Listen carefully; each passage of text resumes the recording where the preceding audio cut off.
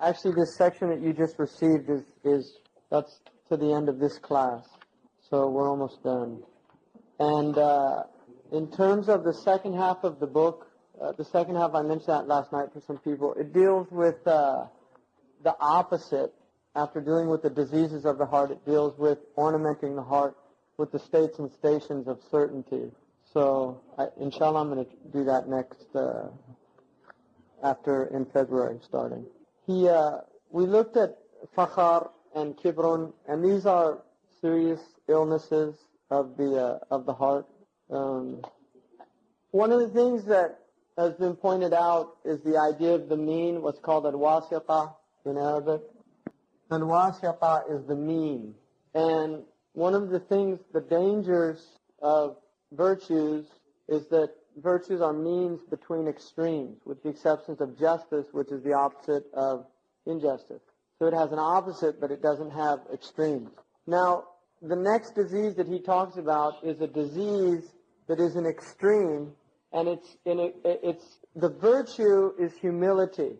Ziyada leads to arrogance, and naqs, deficiency, leads to a state of abasement or humiliation, which is not a virtue in Islam. Some might argue actually in Christianity that it is a type of virtue, but in Islam it's definitely not a virtue. So he calls it a dhul, and in the Qur'an Allah subhanahu wa ta'ala says that ضُرِبَتْ عَلَيْهِمْ الذِّلَّةُ وَالْمَسْكَنَةُ. Dhilla was actually part of an affliction given to Bani Israel for their disobedience. So it's actually the result of disobedience often that Allah afflicts a people with this abasement. For being arrogant, He abases them, right? So, the sun never sets on the British Empire, and then it sets. And then the British Empire, the lion of Great Britain, becomes the tail of America, right? So that's a humiliation for the Anglo-Saxons of Britain, who's always seen the Americans as the colonies, right? I mean, these are like the low people and now those low people are now dictating for them their own foreign policies, etc., etc. So that's what Allah does with people. And it'll come to the Americans as well, just like it comes to everybody else. Their turn is coming as well. It's just a matter of time, and it's already a lot of signs and indications for that. So you can have dhul as a social phenomenon of a people. Many of the Muslim countries are in this status now. You'll find Muslims, unfortunately, who will do unbelievable things, just lie, cheat, steal to get a visa to a European country or America. Inside their countries, they'll do things that are, just shocking in terms of their own human dignity, and it all has to do with this lowliness, humiliation, right? So you can have it afflicted with a people. Now, despite that, you can also have a people that are afflicted with great tribulations, and they maintain their human dignity, which is a whole other thing.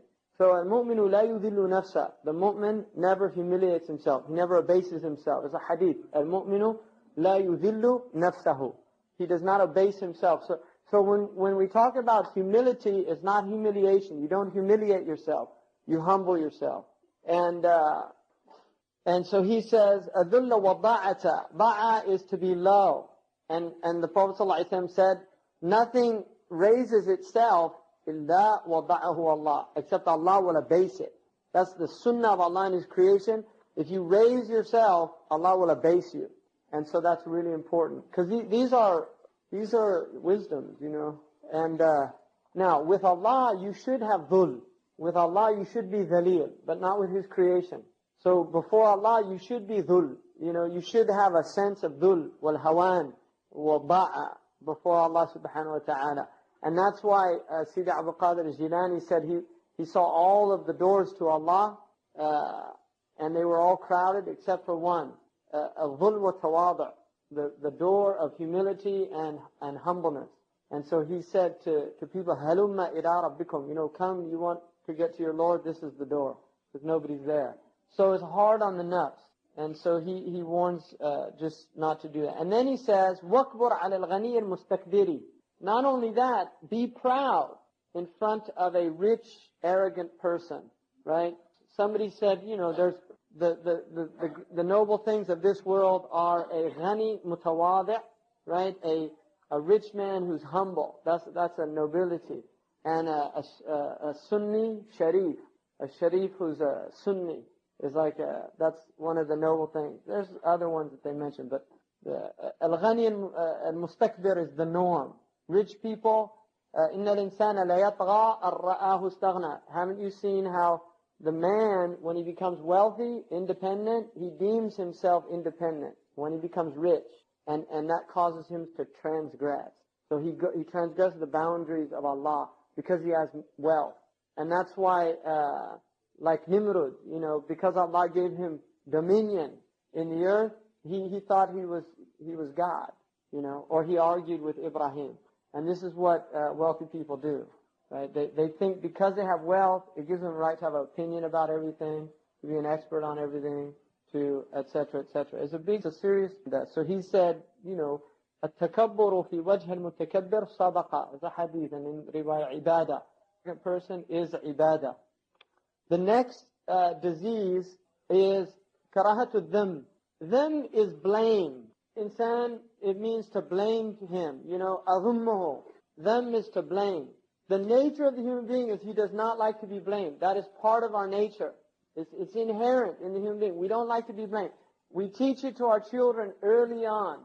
We praise them for things and we blame them for other things, and they start seeing that the praise is nice because it goes with it smiles, gifts, love, hugs, whatever. And the blame is painful because usually it goes with that frowns, anger, raised voices, sometimes physical abuse, these type things. So we teach early on children about praise and blame, and they learn very quickly to want praise and to dislike blame. The problem is that it becomes a disease, karahiyatu them, because there's a lot to be learned, first of all, in them, but also some other things which he's going to clarify here. He says, karahatu dhammi banan ma'lufu. It's a well-known disease. وَنَذْرُ الْعِبَادِ وَالْوُقُوفُ مَعَهُمْ hijabun an maqam al-ihsan. So what he's saying is, displeasure with blame is a well-known disease of the heart. Concern with creation's opinions and desiring their praise and displeasure at their criticism becomes a barrier between you and the station of ihsan. Because what you start doing is you start doing your actions in order to be blamed or praised. And one of the things in the Sirah class, Sa'ad ibn Mu'adh, radiyallahu anhu, when they bring him to do, the Prophet says to the Aus, will you accept, because the Bani Qurayza were confederates of the Aus, and because the Khazraj got Bani Nadir off the hook by the intercession of Abdullah bin Ubay, the Aus want to get the same for Bani Qurayza. So the Prophet ﷺ, Bani Qurayza was actually much worse what they did than Bani Nadir, right? I mean, it's all relative, but the fact that they were joining the army. Bani Nadir were attempting to assassinate the Prophet, which is actually worse, in the big picture of things. But the point is that Sa'd ibn Mu'adh said a really important thing. When he came out, they were telling him, please, have the Prophet forgive him, just like the Bani Nadir got up. And he said, I have reached a point where in my mawqif, I have no fear for the la akhafu lawmata la'im. I'm not worried. He was about to die. He said, I'm not in a position to be worried about what people are going to say. See, because what else was worried about was, what are people going to say? These are our confederates, and if they all get killed, they'll say the Khazraj got their confederates off, but the Aus didn't get their confederates off. You see? So they were thinking about what people are going to say. Sa'd ibn Mu'adh said, I'm not worried about, I'm about to meet my Lord. I'm not concerned about what people are going to say. So he said, Al-ana, now, وَجَدْتُ نَفْسِي فِي مَقَامٍ لَا أَخَافُ فِيهِ لَوْمَةَ اللَّائِمِ. I found myself in a place which is right before death. I'm not worried about what people are going to say. The point of that is, the reality of it is, you are in that moment at every instant of your life. Death it's just a veil to think that that's tul al-amal, which is another disease. It's a veil from Allah to make you think, oh, I'm going to, be around. complete illusion. You have no guarantees whatsoever. And so what this is saying is ihsan that's where Sa'ad was. He was in maqam al-ihsan. All he could see was Allah. He wasn't concerned about creation. And that's the point with this karahiyatu dhanb. You start worrying about what other people are going to think, and that will often prevent you from doing the right thing, because very often the right thing is what everybody else is going to be against. And that's the nature of the world. So taking the right position often means taking the position that you will be blamed for by others for doing it. And very often courageous stances, they become known later on, right? I mean, for instance, Geronimo is a good example. Geronimo was this evil, horrific barbarian when he was fighting against the U.S. cavalry. Now he's seen as a hero by both the whites and the Native Americans as this great freedom fighter fighting for his land.